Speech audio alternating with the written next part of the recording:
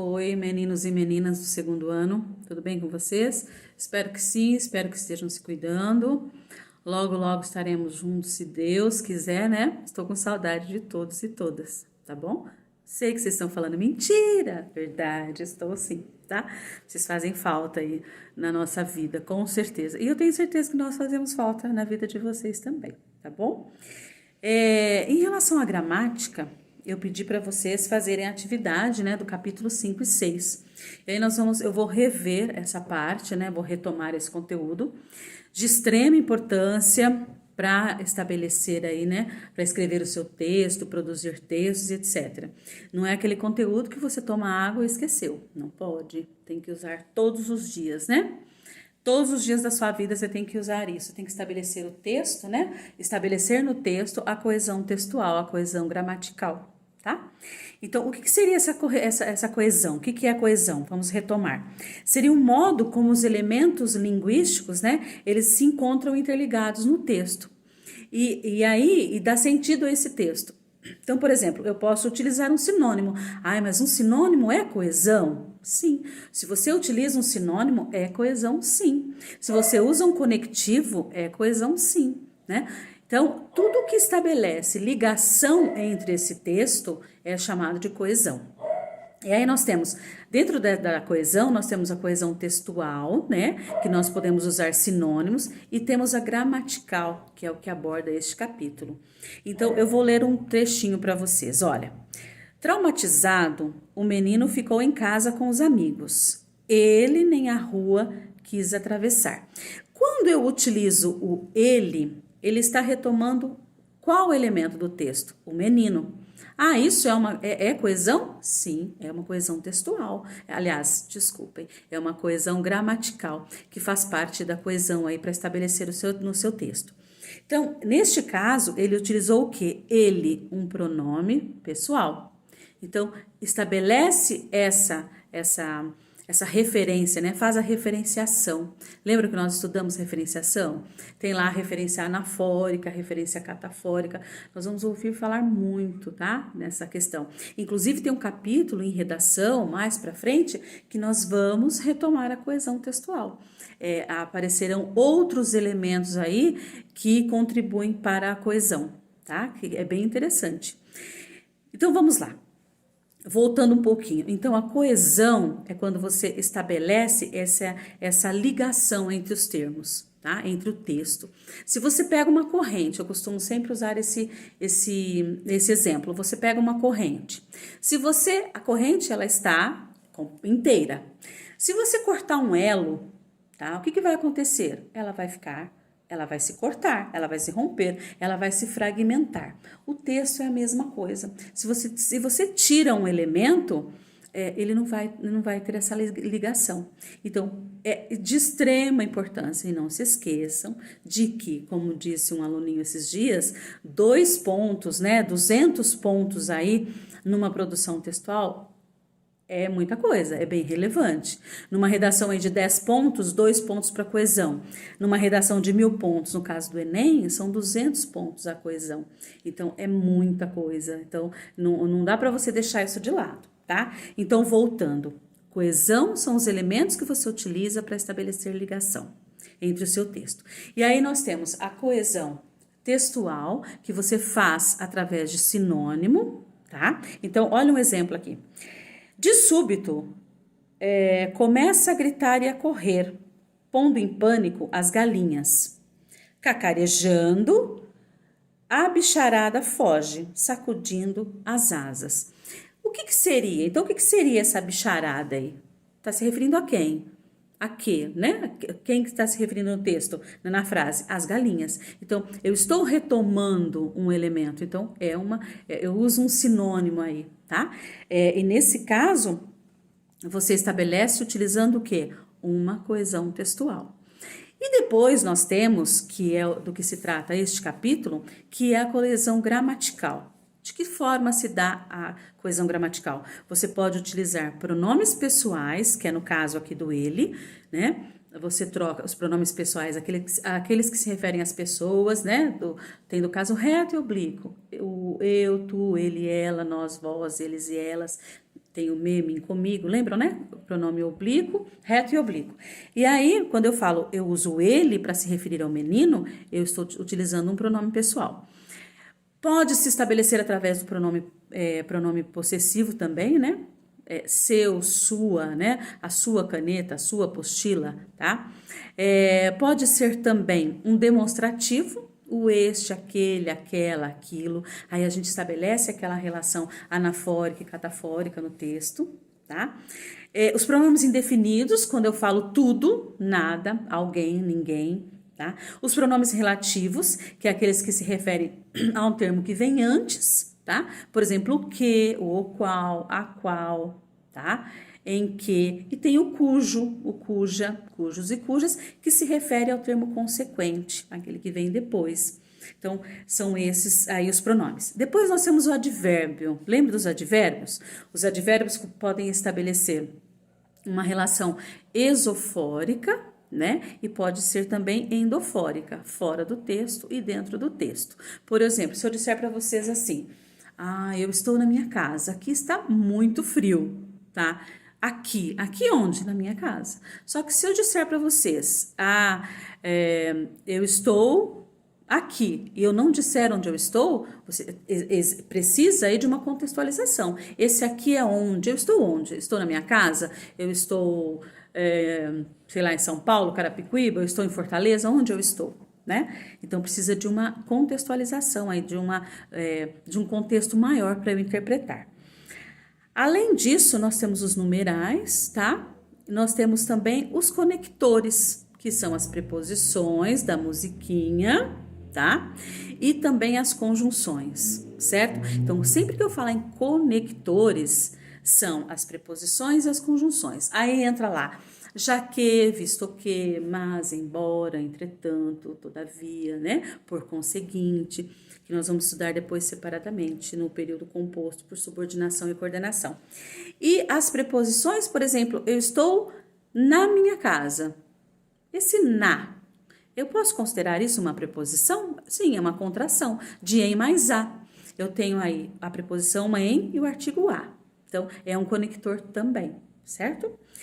E aí, vamos lá. Espero que não tenha ficado dúvidas, né? Mas se tiver dúvida, não tem problema. Depois a gente vai se falar direitinho e vocês podem tirar todas as dúvidas, tá? Então, na página 11, vamos começar a atividade para a sala. Tem um texto do Enem, né? Eu vou ler só alguns textos, não vou ler todos não, né? Porque senão vai ficar imenso esse vídeo. Gripado, penso entre espirros em como a palavra gripe nos deixou após uma série de contágios entre línguas. Partiu da Itália em 1743 a epidemia de gripe que disseminou pela Europa. Além do vírus propriamente dito, 2 vocábulos virais, o italiano influenza e o francês gripe. O primeiro, olha que interessante, o primeiro, então, é um numeral que faz referência a um termo já citado. É um tipo de coesão, tá?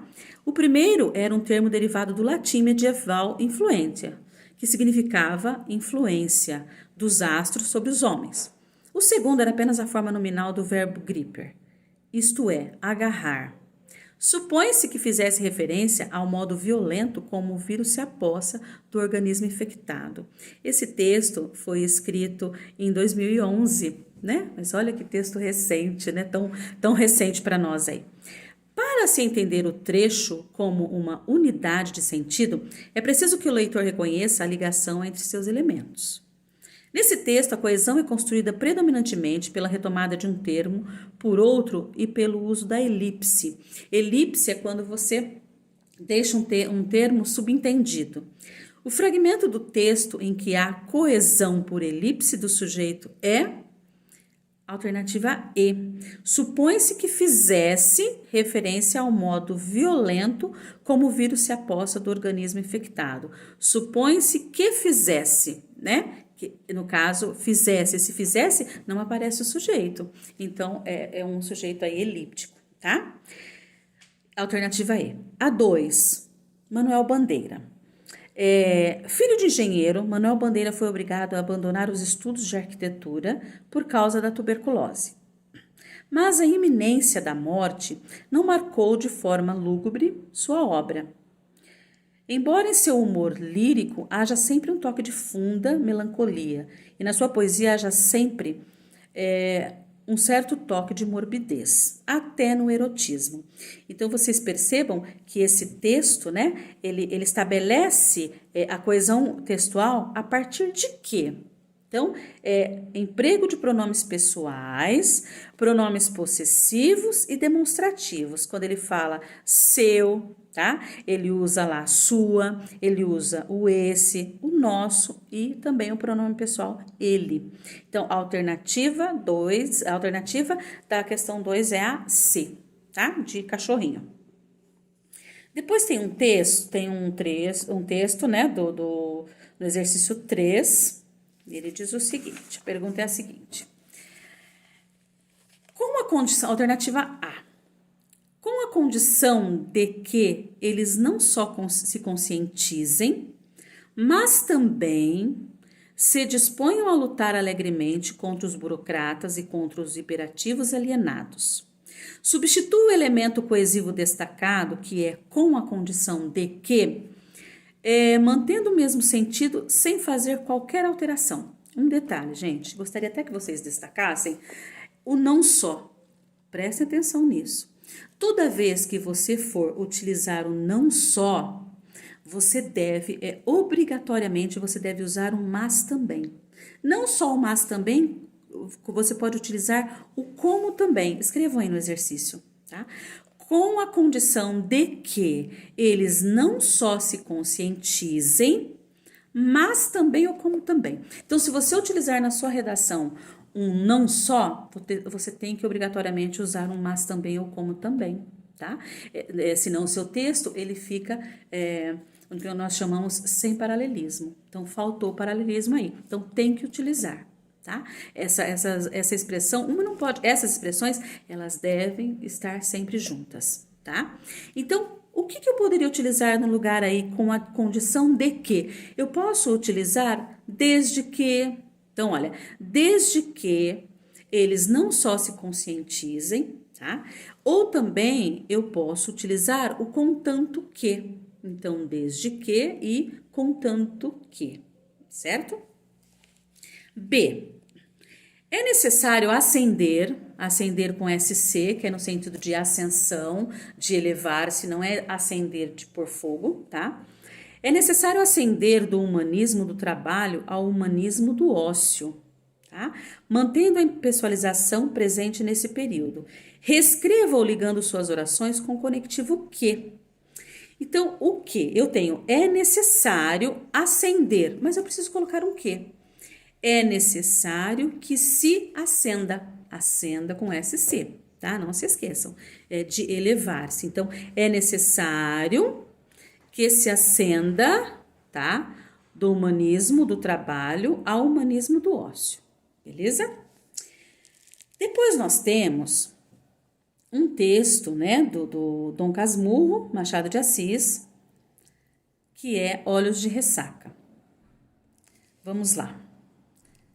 Enfim, chegou a hora da encomendação e da partida. Sancha quis despedir-se do marido e o desespero daquele lance consternou a todos. Muitos homens choravam também, as mulheres todas. Só Capitu, amparando a viúva, parecia vencer-se a si mesma. Consolava a outra, queria arrancá-la dali. A confusão era geral. No meio dela, Capitu olhou alguns instantes para o cadáver tão fixa, tão apaixonadamente fixa, que não admira-lhe saltassem algumas lágrimas poucas e caladas. As minhas cessaram logo. Fiquei a ver as dela. Capitu enxugou-as depressa, olhando a furto para a gente que estava na sala. Redobrou de carícias para a amiga e quis levá-la, mas o cadáver parece que a retinha também.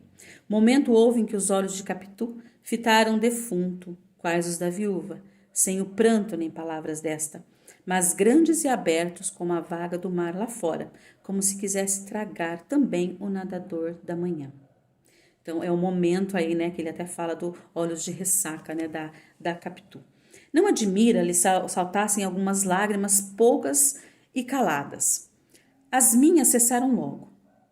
Nessa passagem, encontra-se um recurso de coesão textual em que o termo destacado é retomado por meio de elipse. Esse mesmo recurso é empregado em, então, lembrando, a elipse é quando você deixa um termo subentendido, tá? Então, olha, quando eu falo, não admira lhe saltassem algumas lágrimas, poucas e caladas, as minhas cessaram logo. As minhas o quê? As minhas lágrimas, tá? O termo já foi, é facilmente identificar o termo. Então, a alternativa em que acontece isso é na alternativa B. Muitos homens choravam também, as mulheres todas, ok? Alternativa B, exercício 4, beleza? Depois do exercício 5, o texto a seguir apresenta um problema associado à coesão textual, afetando também a coerência textual. Então, o que acontece? Esse texto ele não está bem escrito. O computador vem assumindo um papel cada vez mais importante na educação, tá? Apesar de incluir enciclopédias em CD-ROM, possui jogos que educam e divertem. Então, apesar de... Então, tem um problema aí. Porque se eu falo apesar de, traz uma concessão, uma contrariedade, né? Então, identifique o problema de coesão textual. Este é o problema. Tem um problema aí que uma ideia está contrariando a outra. Quando eu utilizo o apesar de, seria a mesma coisa que eu utilizasse um embora, tá? Um entretanto, todavia. Então, teve um problema aí, teve uma questão aí de estar contrariando, uma ideia está contrariando a outra, tá? Então, concessão, é chamado de concessão.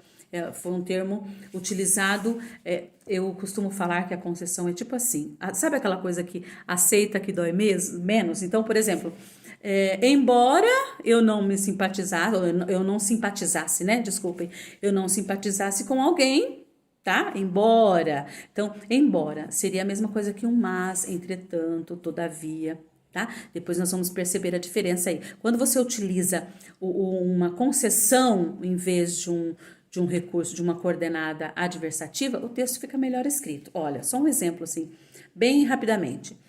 Estudou, mas não foi bem na prova. Vamos trocar isso aí, vamos deixar isso uma concessão. Tem o mesmo sentido? Sim. Embora tenha estudado, tá? Apesar de ter estudado, não foi bem na prova. Então, aí dá a ideia aí de contrariedade, oposição, tá? Aí ele diz assim, olha, reescreva esse texto de modo a torná-lo coerente e coeso. Então, eu preciso tirar isso, né? Eu preciso tirar essa contrariedade que existe no texto. Então, além de incluir enciclopédias, tá? Então, além de incluir enciclopédias, ele inclui, né? Eu posso usar o ainda ou não, possui jogos que educam e divertem. Então, além de incluir enciclopédias, vírgula, né? Possui jogos que educam e divertem, tá? Então, aí eu tirei aquela ideia de contrariedade, beleza? Agora, vamos lá. O próximo. Atividades propostas agora. Primeiro exercício. Lutar com as palavras é a luta mais vã, tá? Entanto lutamos, mal rompe amanhã. Então, eu tenho aí o entanto e eu tenho mal com L. Vamos relembrar uma coisinha. Qual a diferença de mal com L e mal com U? O mal com L é o contrário de bem. Eu estou bem, eu estou mal com L. Ele é bom, ele é mal com U. Só que este mal com L, ele também pode ser um conectivo, ele também pode dar uma ideia de tempo, tá? Então, quando eu digo assim, olha, assim que eu cheguei ao colégio, tá? Então, mal cheguei ao colégio, certo? Este mal é a mesma coisa que logo que, assim que. Então, dá a ideia de tempo, certo? Então, vou reler. Lutar com as palavras é a luta mais vã. Entanto lutamos, mal rompe amanhã. A coesão sequencial se tece nessa estrofe por meio do entanto e do mal. Esses coesivos introduzem no texto ideias que representam, que expressam o quê? Oposição e tempo, né? Oposição e tempo, alternativa A de Apolo, certo? Estou com saudade dos meus leitores aqui. Não tá dando muito certo, mas tudo bem. Vamos lá, relembrando aí, lembrando desses professores, a questão 2, vamos relembrar daqueles professores que não são muito legais, né? Matemática. Os professores são ótimos, a matéria que é uma tristeza. A professora que acha, tá? Mas vamos sacaneá-los, que é muito bom sacanear o Jefferson, a Regina, o professor Rogério, esse povo aí dessas áreas complicadas para mim. É uma questão da Unicamp, eu acho bem interessante. Olha, em matemática, o conceito de dízima periódica faz referência à representação decimal de um número no qual um conjunto de um ou mais algarismos se repete indefinidamente. No texto seguinte, o autor compara determinada estrutura linguística a uma dízima periódica. Então, se uma conta deu lá 13,33333, se você fizer a conta, vai dar o 3. Vocês sabem que é dízima muito melhor que eu, né? Claro. Então, vamos lá. Acabaremos prisioneiros do rápido político sutilíssimo que permite, com toda a força do poder legítimo, o regime do plebiscito eletrônico. Ou seja, a do povo que quer o príncipe, que quer o povo. Então, vocês viram que ele utilizou neste trecho, ele utilizou o que. Então, se eu continuar utilizando o que é o pronome relativo, que ele se refere a um termo que já apareceu, eu posso fazer. Então, ele compara esse trecho à dízima periódica, ou seja, eu posso continuar escrevendo, certo? Então, que quer o povo, que quer, e aí vai, tá? Nosso risco histórico é que essa sentença se pode repetir ao infinito, como dízima periódica, e não como a conta certa da democracia que merecemos. Afinal, sem retórica, nem os deslumbramentos com que sature o príncipe valente. Transcreva o trecho que pode ser expandido como uma dízima periódica. Foi esse trecho que eu acabei de falar para vocês, né? A do povo que quer o príncipe, que quer o povo, certo? Então, vamos lá. Depois, imagine que o autor quisesse demonstrar a possibilidade dessa repetição infinita. Imagine isso, né? Nesse caso, deveria expandir o trecho em questão. Faça essa expansão avançando o equivalente a 3 algarismos de uma dízima. Então, vocês vão usar esse que utilizando 3 vezes, né? Então, 3 algarismos de uma dízima. Aí vocês vão ter que relembrar aquela questão do XY lá, que eu não sei isso não lembro isso não. Mas você vai avançar, né? Os três algarismos. Então, a do povo, que quer o príncipe, que quer o povo, tá? Que quer o príncipe, um novo algarismo, depois que quer o povo, mais um algarismo e depois que quer o príncipe. Ou seja, a dízima seria x, y, x, tá? E aí, na questão C, o que faz com que estabelece essa dízima? O que ajuda a estabelecer? É o próprio pronome relativo, o que, né? Através do pronome relativo você pode aí fazer seria infinito isso, né? Você vai escrevendo quantos algarismos você quer aí, ou quantas orações, né? Tudo bem? O exercício 3, será que deu tempo de corrigir? Dá tempo. O exercício 3. Compreendi que não nos entendíamos.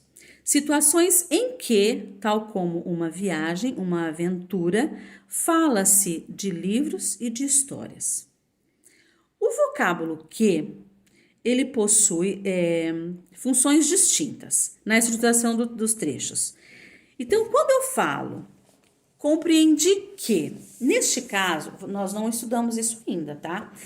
Nós vamos ver lá na oração subordinada. Então, quando eu digo assim, olha, compreendi que, quem compreende alguma coisa, compreendi o que. Então, este que, ele inicia o que? Uma oração subordinada, substantiva, objetiva, direta. Mas o que é isso? O que é isso? Ele faz parte, ele é a mesma coisa que o objeto direto. Comprei o quê? Tá? Uma flor. comprei um celular. Compreendi o quê? Compreendi a lição, tá? Compreendi o exercício. Então, compreendi o conteúdo. Então, compreendi que não nos entendíamos. Então, este que, tá? Ele vai se chamar conjunção integrante. Conjunção integrante. Por quê? Porque ele vai integrar, tá? Uma oração subordinada substantiva, tá? Da oração principal. Depois, situações em que, tal como uma viagem, uma aventura, fale-se de livros e de histórias. Situações em que. Este que, ele está estabelecendo ele está integrando alguma coisa ou ele está retomando um termo? Então, ele retoma e o outro ele vai introduzir uma oração subordinada, tá? A subordinada, nós vamos lá para frente, né? Nós vamos estudar as orações coordenadas e as orações subordinadas, certo? Então, tem diferença aí desse que. Depois, nós temos o quarto exercício, para vocês colocarem verdadeiro ou falso. Morro do Araçatuba, Paraná. Eu quero ler esse texto completo, então eu vou no outro vídeo falar com vocês, tudo bem? Então, paramos no exercício 3 da página 13, ok?